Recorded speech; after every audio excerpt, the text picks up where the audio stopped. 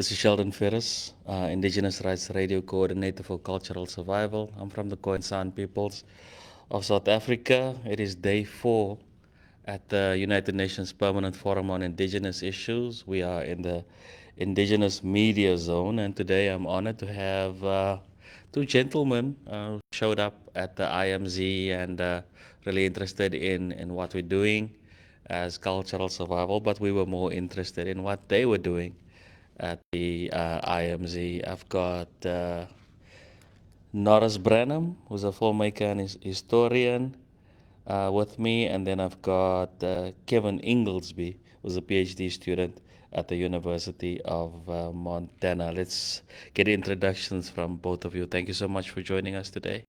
Let's start with you, Kevin. So just a general introduction? Yeah. Yeah, so I am Kevin Inglesby. I am over at the University of Montana studying cultural anthropology with a sub-focus of sociolinguistics and linguistics.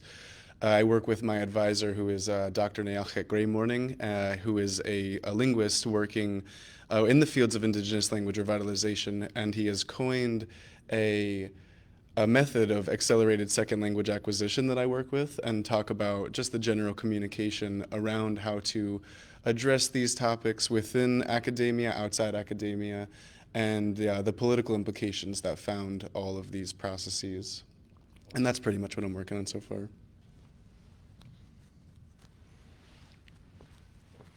Quinganau, Nindashinzi, Ila Takwa, Ninon Giai, Lenape Oking, Ok Shiekbi, Nawalotamin Wandak Takwa, Anishik Kishelamokwang, Anishik, Anishik, Anishik, Anishik. Greetings. My name is Norris War Turtle. I am an Afro-Indigenous member of the Sandhill Band of Lenape and Cherokee from New Jersey, New York, and Pennsylvania. And that was a traditional greeting in the Munsee language. And, we're here to expound on what it is we would like to accomplish, creating our relationships with people from across the globe here at the UN. So It's good to meet you both. I'm so happy that we have youth visiting such very serious meetings, conferences, So it's really good to see that the youth are here. So let's talk about language revitalization. It's still the International Decade of Indigenous Languages. And in our conversation just off camera, um, both of you pointed to language revitalization as an area of interest. So the languages in your communities, Norris, is Unami and Mansi. Can we talk about the state of folks speaking the languages and writing the languages, and how active it is with English being so dominant, Espanol being so dominant everywhere? Do you find that folks are actively engaged in learning, teaching, writing, reading these languages called Unami and Mansi? I'm currently here in the state of New York, New Jersey, Pennsylvania. There is been a serious revitalization of the languages in our Munsee communities, in the Ramapo communities. They have language classes. Many people can speak the language, not as fluent as they would like to, but we can greet each other, hold basic conversations, enough to facilitate continuing to, learn more from the language. But it's a heavy revitalization. We also, Princeton University has been holding a history and language symposium. I think it's about 3-4 years in now. We've attended multiple symposiums, and these are attended by Lenape from all communities, the Delaware and Oklahoma, Wisconsin, Canada, just all the different communities that are out there, the Delaware Nation, there's different communities of Delaware. Mm-hmm. The Canada Munsee, they have spent time, they have come down to New Jersey and shared a lot with the tribes in New Jersey. in terms of the Muncie language, and that's the primary language spoken in New Jersey at this point. The Unami, that language is a part of the revitalization that's going on in with Princeton and also Rutgers. So there's a lot going on in the state in terms of academically as well within the tribal communities. So that's really good to hear. I'm excited to hear that. So besides the two of you, your peers, do you find that youth are doing much to actively be involved in the revitalization of languages? Maybe you, Kevin.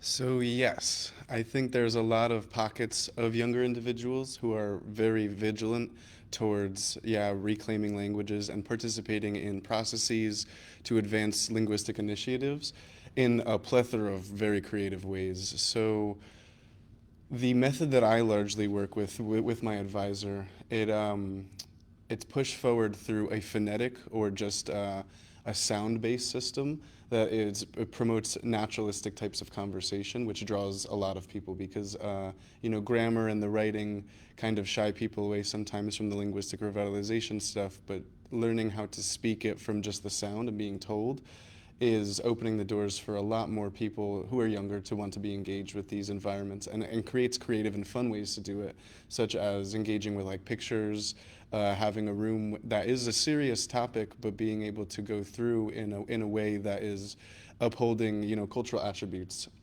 and isn't just some really strict procedure of this is how you learn a language. It's a naturalistic type of thing where it comes through more of a conversational type of style. And that was the one thing that I've seen so far that draws a lot of younger people in, as well as the interface and integration with technologies and stuff. So we're also seeing the creation of apps, things like keyboards, and other algorithmic platforms that work with languages. And that is another big thing as well that, draws in the younger crowds because they can start to interface with things like the creation of stories and like Adobe storyboards and create their own characters to have language flow through as a learning tool and mechanism, which provides a good artistic outlet as well. What got you interested in it? Was this what you study, right? Your PhD student in linguistics? Political anthropology and linguistics. Okay, so what got you started? So, a large driving force of what got me started was actually from law and legal precedents around what can happen with language, or even in certain areas at certain times, who's allowed to speak languages in different areas. Because we've seen in Hawaii, for example, where people were being arrested for speaking their native languages. So, learning about the legal precedents behind policies and statutes that influence culture and political proceedings fascinated me when it comes to language. So, I started to ask the questions, well, and along with a lot of other people, how do we change that? How do we shift these types of legal precedents to facilitate open, dialogue around language, and also, reclaiming the robust cultural values that are, embodied in language. So seeing all of these things paired with, that side of political proceedings and actual cultural expression to truly express one's culture, language is a key facet for that. Not to say that you can't without the language, but it grasps a lot of what is embodied within a culture. So seeing all of these attributes really sparked my driving force, my impetus to want to be an ally to facilitate the reclamation and just revitalization of languages. So how do we take it to the youth? And I want to hear about your filmmaking efforts. Does it have anything to do with language or taking culture to the youth? Because we need to. It's difficult to put things in books. It's hard to read because we are distracted. Everywhere you go, you see a billboard, or the radio is on, or the internet is right in front of you. Television is on 24/7. So we have all of these electronic devices that are very, very distracting. Do we use technology to meet this need because it's a dire need? We've been colonized. English is here; it's not going anywhere. Espanol is here; it's not going anywhere. It's growing and growing and growing. So, what do we do in terms of media in general film, radio, TV, to take our fight forward in terms of revitalization of languages and cultures, really, Norris. I think that is very important.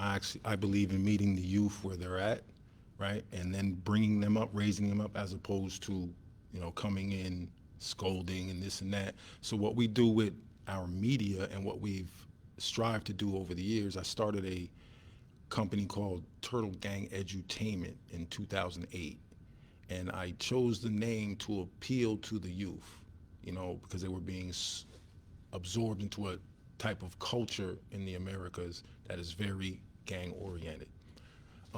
I wanted to appeal to that in a way where, in the sense of, I don't know if you're familiar with our gang, the Little Rascals, right? So these were a bunch of kids who were kind of left out, and they all came together. So I wanted to create something in that vein that was a platform for the youth, for people who are trying to find their way back to their true narrative. And so that's what my company was about, and I wanted to walk the line between the edginess of what the youth is appealing to the youth, as well as bringing cultural and historical aspects to the table.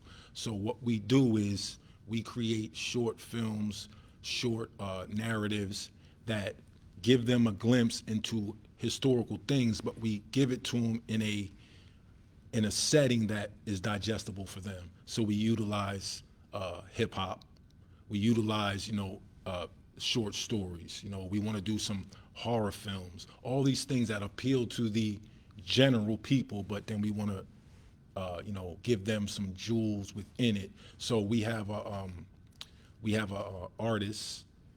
His name is Medicine. You know, he makes rap music, but what we do is we incorporate much of our language into our choruses, into things like that. So when the kids listen to the music, we can give them terms from the language, right, that they can easily pick up because it's embedded in the song. It's got a rhythm to it. Mm-hmm. So we do things like that. Like I said, we want to concentrate on meeting the kids where they're at. And sometimes it can get a little, because of where the kids are, but that's the goal we take. We want to be able to confront them with artwork, with art, things that are appealing to them, and slide the information, coded within the art. So that's our main objective, is to use the art to grab the kids. I'm gonna let you think about how we're gonna close off the session. You need to give us some of those lyrics or something at the end. Okay, that will be really cool for us to hear. So let's bring it back to Kevin. So with technology comes new challenges, and some of these challenges include um, just exposing what is inherently ours. So we talk about apps, for instance, and teaching kids some of our languages that are dying out on an app. But once that is there, that information which belongs to us, which is our identity. I can go as far as saying language is identity, but now it's out there. It's in the ether, basically. So how do we protect our intellectual property once it's out there? Because it's something that's so, it's like our DNA, it's like our blood. Our language is us, and so it needs to be protected. It needs to remain ours as owners. Thank you for that. So when you start to talk about the legal side and the paradigms that house personhood, time, and space, we want to talk about really injecting law into how we talk about the creation of apps, the creation of keyboards, the creation of platforms that have digital aspects that involve any type of information.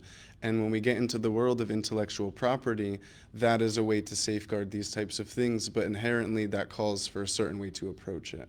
So one large concept that I work with is chronotope, which is personhood, time, and space. And when you intersect law within these constructs, you have a platform to create an informationally robust and culturally reflective pattern for an algorithm to function on, whether that's constructing an app or a keyboard or just a website. But all of that data, the property that is around these types of things, is held by the person who knows the legal status and standing to articulate to a company when they're trying to make a deal, or even with people who are going to be purchasing and using an app, or even for terms and conditions for a free type of app.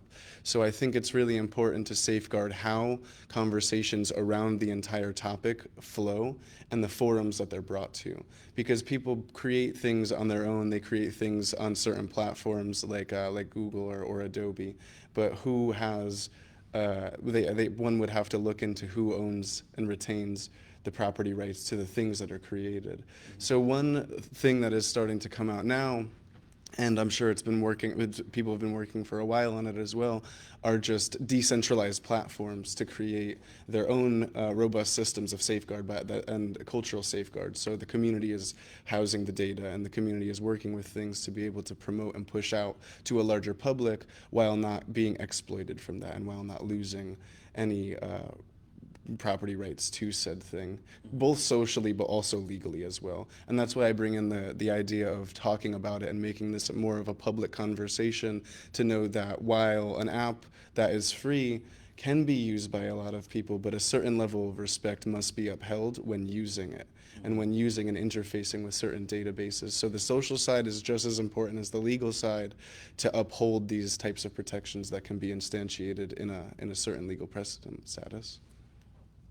It's wonderful. It's a lot to think about, and we're grateful that you are at the helm, PhD student, doing it really well, just representing the youth and taking care of what our ancestors has entrusted us with. Language. Language is everything. Okay, so I think that is where we leave it. Norris is going to leave us with a little something. Just So, do you want me to play a little bit of it? Because it's not my song, but would you like to hear no, it? Or just a few words, just a maybe. few of the words? Just a Well, few of the okay, words. so we just shot a movie called Mountain Lion, which takes place in the Lenape territory. One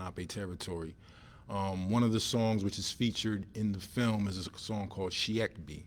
Shiekbi is the name of the territory that would be New Jersey. So I can't sing, but the lyrics are more like Shiekbi, my home, Shiekbi, the place where my ancestors roam, Shiekbi, Shiekbi. And it's just a way of introducing the actual indigenous name of New Jersey to our listeners.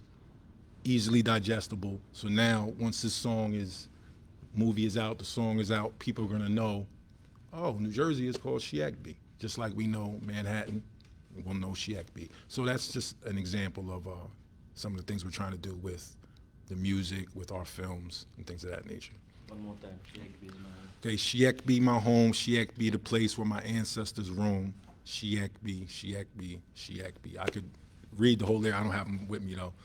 But Sounded good enough. Sounded like Busta Rhymes, if you ask me. Sheldon Ferris, Indigenous Rights Radio producer for Cultural Survival. This is day 4 at the United Nations Permanent Forum on Indigenous Issues.